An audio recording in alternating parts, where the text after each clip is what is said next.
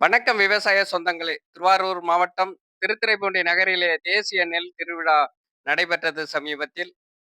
அந்த காட்சி அரங்கிலே காட்சிப்படுத்தப்பட்டு விற்பனைக்காக வைக்கப்பட்டிருந்த சிவப்பு சோளம், சிவப்பு வெண்டை விதைகளை தற்போது காட்சி பதிவிலே காணலாம். பார்ப்பதற்கு முன்னாடி நமது விவசாய களஞ்சியம் யூடியூப் சேனலை லைக் பண்ணுங்க, ஷேர் பண்ணுங்க, கமெண்ட் பண்ணுங்க நண்பர்களே!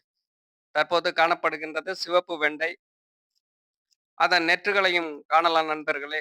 அடுத்தது பார்த்தீங்கன்னா, சிவப்பு சோளம். நமது பகுதியில் அரிதாக காணப்படக்கூடிய சிவப்பு சோளம் மற்றும் சிவப்பு வெண்டை நேற்று விதைகளை காட்சிக்காக வைக்கப்பட்டிருந்தார்கள். அந்த காட்சி பதிவுகளை தற்போது காணலாம்.